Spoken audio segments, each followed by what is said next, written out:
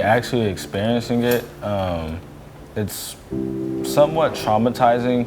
You may say it doesn't affect you, but it will in some type of way. Those kids are young, and maybe it's scary for them to hear about it, but it's better for them to maybe have a little fear, but be safe in the end than to have harm done. I would never feel safe just walking home alone from a high school or around a college campus just now, because there's so much more threats out there. One of the earliest school shootings in America happened right here in Oregon. On May 21st, 1998, a 15-year-old freshman student opened fire on classmates, killing 2 of them and wounding 25 others. In recent years, we've all watched in horror as children scrambled from schools under gunfire, and later as parents and loved ones came running, some relieved, some facing their greatest fear. Welcome to Kids Speak Out Oregon. I'm Barbara Harrison.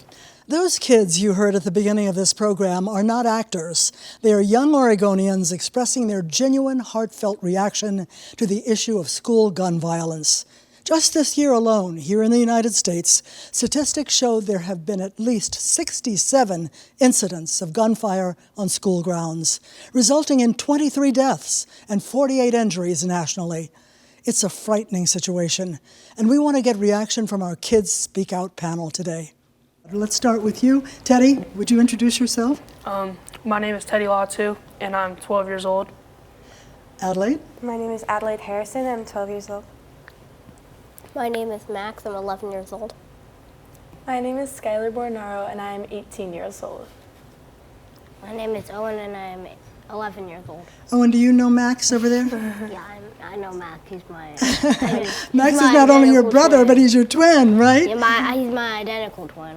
Identical twin. Well, we're going to see if you have the identical answers to questions we ask you. Agamia.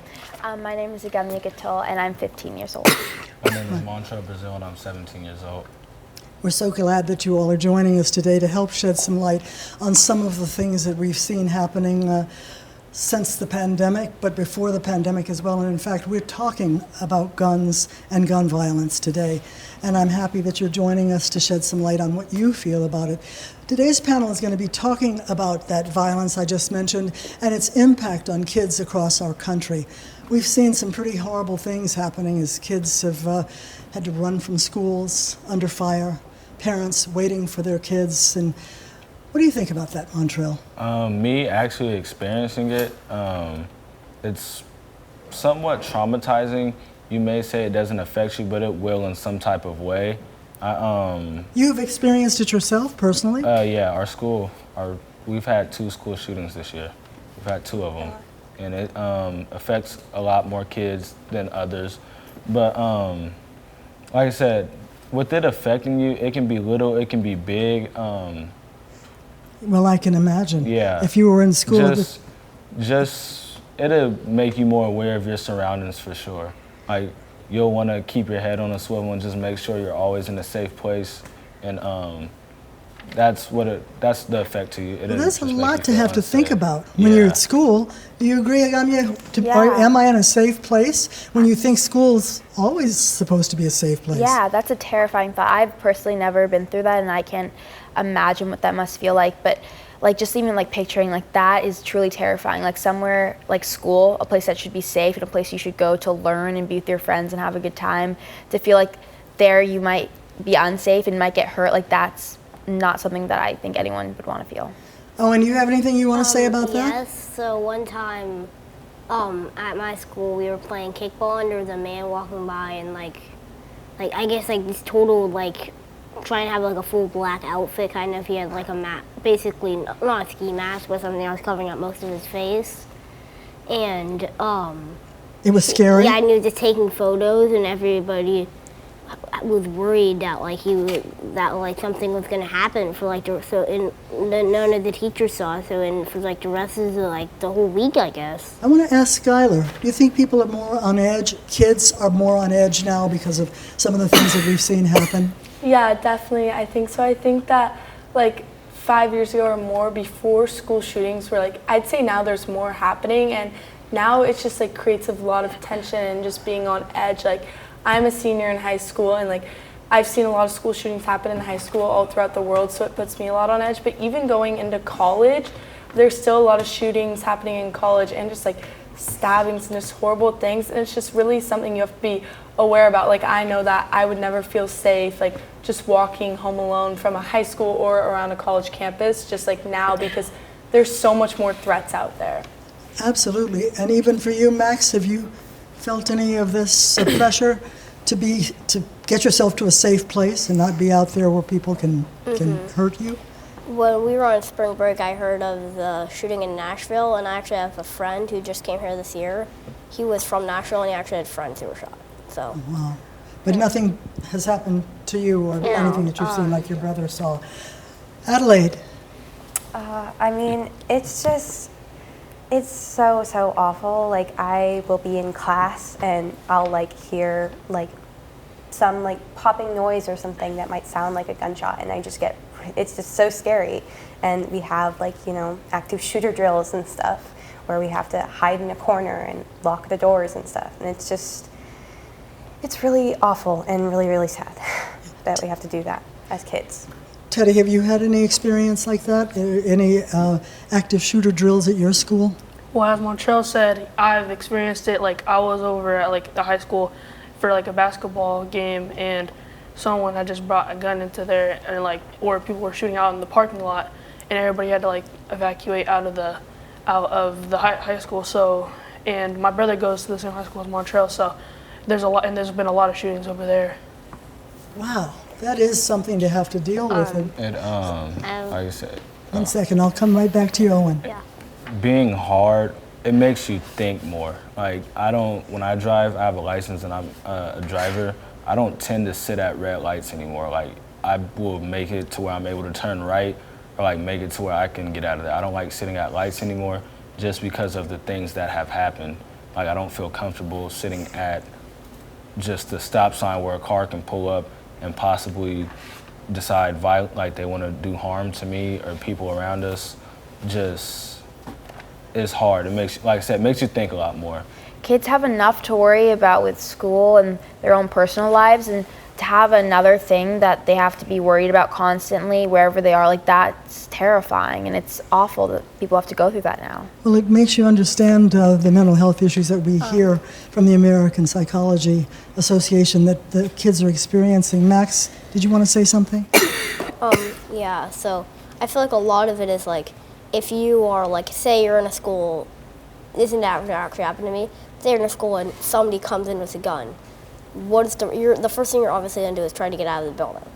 Well, sure, that's right. But if you're on like the upstairs of a building, for example, my school has a stairs here and a stairs here. You can't You have to worry about a lot of things, don't you, when you've got that in your head? You can see both stairs from like when you walk in. Yeah. It's like, You got to keep in mind that something can happen. Yeah. And yet we don't want kids, do we, Skylar, to be worried all the time that somebody's going to walk into the schoolroom and shoot. It creates just a lot of extra stress. Like school should be a place that when you go, you're worried about tests and you're worried about maybe like stuff with your friends, but it should not be a place where you're worried about violence happening and where you could be harmed or your friends could be harmed. And in school, you form such close communities that like, if a shooting does happen, you're worried about yourself, but you're also worried about some of your closest friends and people you care about the most. What do your parents say, Adelaide? I mean, it's my parents. I think they trust that like the school district and stuff is safe, but it's scary for, I'm sure, any parent just to have to be and live in a country where there's a possibility that your child could get shot at school. I'm sure that just could be incredibly nerve-wracking and just something that you shouldn't have to go through at all. Well, I think that you all have seen a lot on television, a lot happening as kids, as we mentioned earlier, running from school and parents sitting there waiting and praying. And what about you, Teddy? Are you scared? Do you get scared about going to school? Well, not just going to school, but I feel like doing all these drills about like evacuating or like trying to like hide in your classroom. I feel like people shouldn't have to just do that just to feel safe in their own school. Me now being 17 years old, I know how to prevent it, like crossing the street. I don't let anybody get close to me really, but like I said, you never know what you're gonna do. You can talk about it all you want, but you need to be in the situation for yourself to know what you're gonna do. You can freeze up in the moment, you could pass out in the moment, you can run. There's so many different things you can do in a moment that scares you, frightens you, or whatever it may be. I think it's really hard for us to make decisions about who we're going to be scared of these days, because people have prejudices that get in the way, and they think somebody is going to be coming after them, and it's not the person. It's somebody else who's out. I mean, we can see from the active shooter stories that we've done that there are often people that you would never have expected to do anything. Do you want to say something, Adelaide? Yes, I think, I mean, in terms of preventing it, I think there's a lot of situations where the active shooter was a student at that school or possibly a parent or something. And I think we just really need to, this ties into mental health, I think we really need to be looking for these signs and not ignoring them.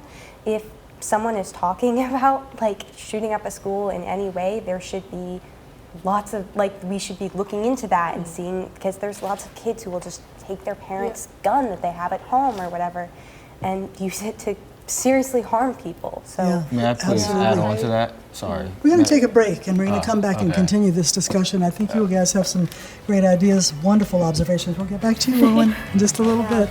We'll talk to you in a minute. We'll be right back. Stay with us.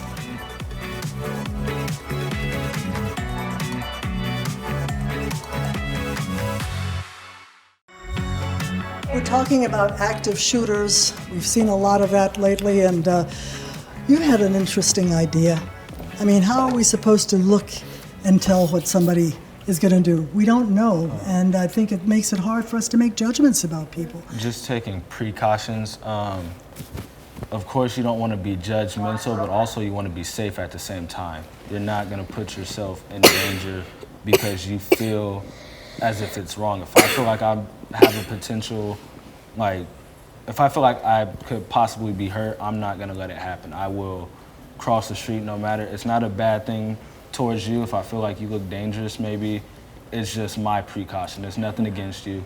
It's just my fear.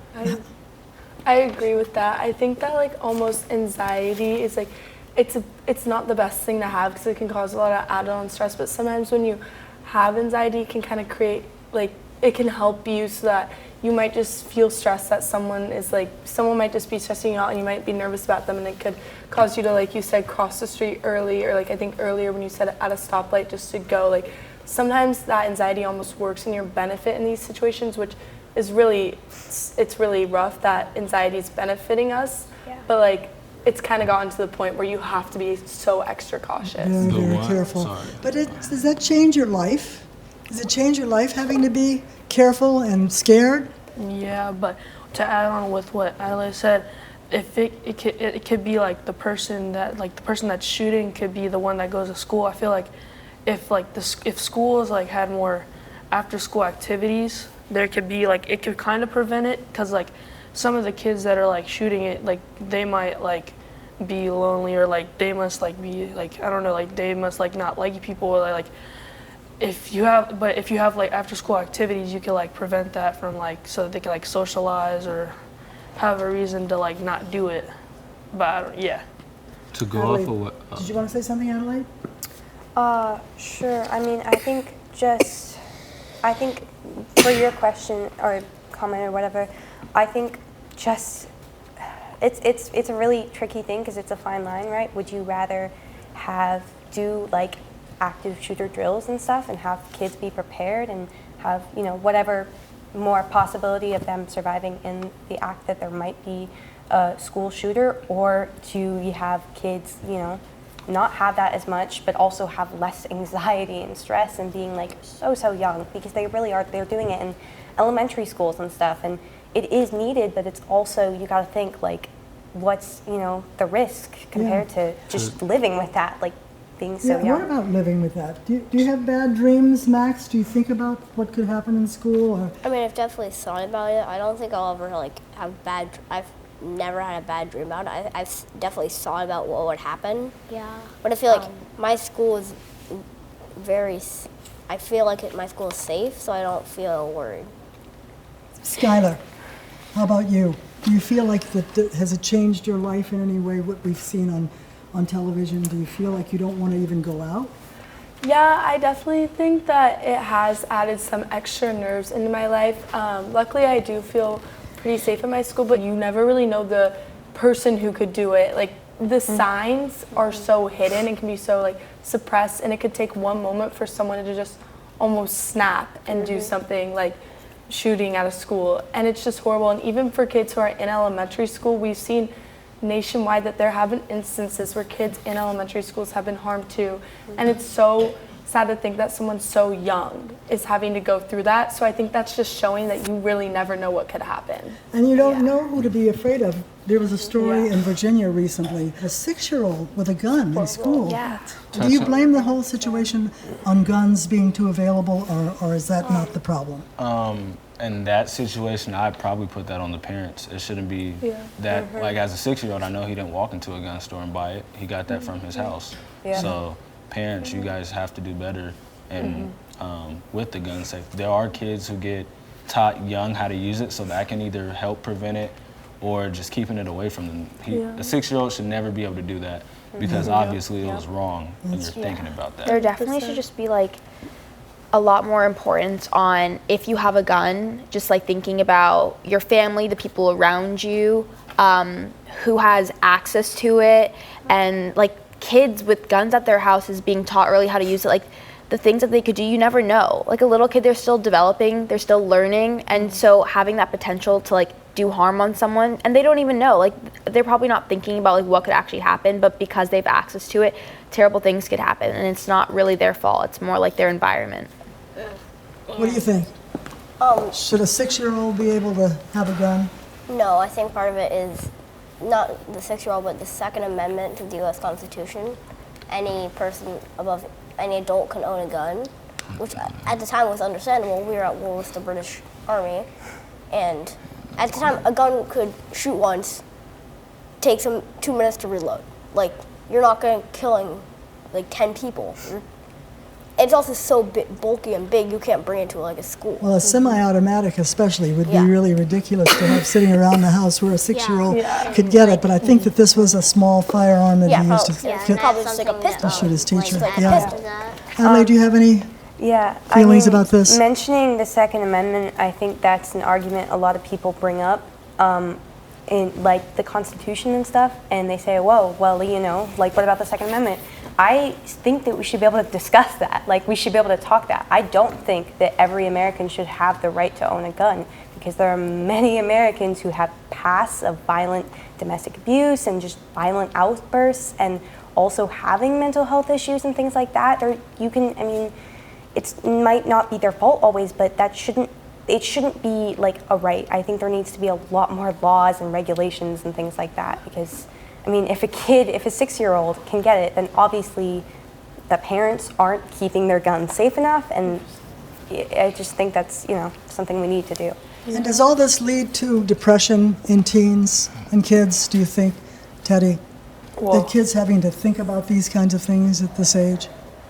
We're still kids, we're still developing a mindset of like what we want to do, but it's like, especially with that 6-year-old, he's only 6, he doesn't even know, like, he barely could even read. It's true.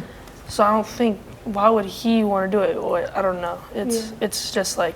Well, there was some story that he was mad at his teacher, but he shouldn't have had a gun in his hand. Yeah, like. I think that with what you were saying about it leading to depression in teens, I think it can really add to that, because I think, one, it can create so much fear and so much anxiety, and that could really harm a teenager's mental health, but also someone who's experienced it could be so scared to go back to school, and they may not want to go back to school. They may resort to an online option because of their fear, and online could not end up being right for them, and it could really cause them to feel isolated. But then also someone who is in a shooting situation could have PTSD from it, and that could also really hurt their mental health and just harm them overall. I feel like that's what it is for me. It's the PTSD. Like, even taking out the garbage cans, that's usually at nighttime for me, getting back home from a practice maybe or school. Taking those garbage cans out, when I see cars coming down the street, I usually just go back in the backyard till it passes by now. All because of the school shootings that I've had. Not even being out there though. I was in the weight room. We were getting ready for practice, and you just hear like 10 shots. So I have no visual of what happened. I have like just the audio in my head. So just that's enough for me to take all the precautions that I do. And going back to touch on what Addie said, I think the fire drills, lockdown drills, I've been somebody who's played around, like not played around too much, but of course joked about it. Those need to be taken more seriously. Those, that's how you, that's the precaution. Take those more seriously. Adults that work at the school need to have something set in order to, like, we should know what to do when this happens. Of course it's hard, but we should have some idea. You think some kids joke about getting a gun and shooting someone? Sorry, when I say joke, just about like the drills, like somebody, if you're having a lockdown drill, you're not taking that serious. There's nobody outside your school. So you're on your phone, like these, when I say playing around, just talking during the drills, maybe not really listening, just like walking out for the fire drill or just sitting in the corner for the lockdown drill, those should be taken more seriously. Yeah, I agree, but like you said, Barbara, I think that people do joke about it sometimes because people don't understand. Like if you've never experienced it or you've never had it like be close to you, it doesn't seem like a real thing to you. It's something that's like fiction almost. It's like, no, that would never happen to me. Maybe it happened in another state, but not to me. And so there definitely needs to be more action taken by schools to prepare kids, because even if it is like elementary schools who are like dealing with this stuff, like those kids are young and maybe it's scary for them to like hear about it, but it's better for them to maybe have a little fear but be safe in the end than to have harm done. Do you think that our schools should be locked down? Should we have police officers at every door? What do you think? Is there anything that I think Max wants to speak to that? Yeah, there was. For a little while we actually we had a guard and like with a gun in our parking lot because there were people like taking in parts off cars, and like I saw a person with like a loaded gun coming up to like the parking lot and taking parts off cars and then just leaving. Oh, stealing parts off cars. Yeah, and just leaving. And like so we actually had to hire a security guard, and it's like nobody in our school can do anything because that guy has like a loaded gun. But what about putting bars on the schoolroom windows and having you have to go through a metal detector to get into your classroom? Maybe, would you think you should consider something like that at the schools in this country? A metal detector would be helpful. And at first I said, like in my head I was thinking no police officers, but in the Portland area we do need those in every school right now. I feel like sometimes it's not only in schools. Like if it happens somewhere else, that's true. Outside of school, like in a grocery store, say, the police can't be everywhere at once, and they can't always get there in time. And there's times when they do, but there's times when they just can't. And Skylar, you had something you wanted to add to that. I know that my school, we do have a police officer, and he's not like a huge presence, but like he is there just in case anything does happen. And I think that in Portland, like you were saying, it is a smart thing to have just because there is a worry of a school shooting, but there's also just a lot of extra violence externally that could come into the school.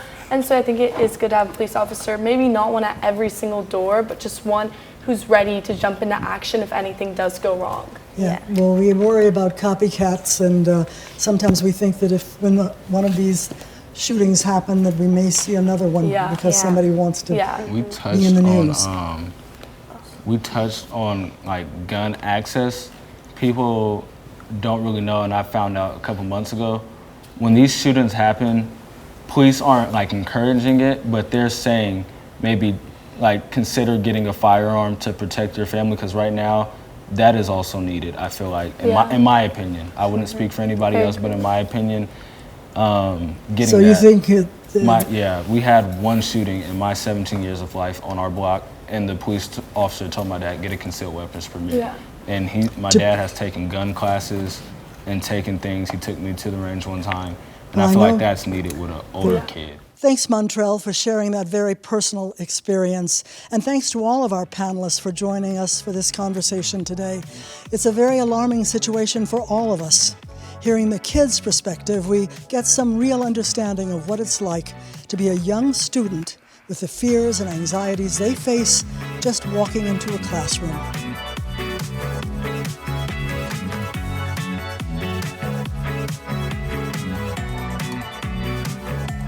And coming up next on Kids Speak Out Oregon, a look at the youth mental health crisis and get our young panelists to tell us what they are worried about.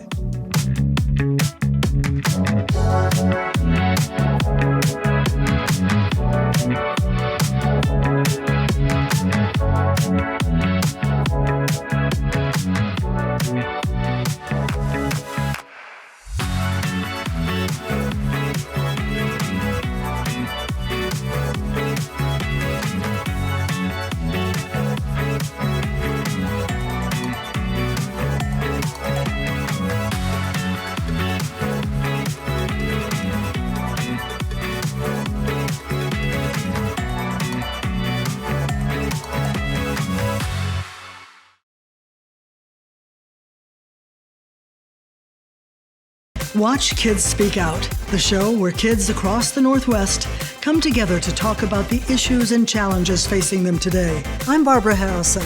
Join me as kids speak out on social media, gun violence, discrimination, and much more. Life has changed for kids, and we want to hear what they have to say about that. Watch Kids Speak Out, a KOIN 6 special presentation, sponsored by Oregon Harbor of Hope, Thursday nights at 7 on KOIN 6. We all know what it's like to feel alone. But it just takes one new connection. Want to get out of here? To empower many. This is unbelievable. It doesn't take a superhero to bring forces together. We all have the power to reach out. Let's go! And help someone feel like they belong. Pretty cool, huh? We are stronger together.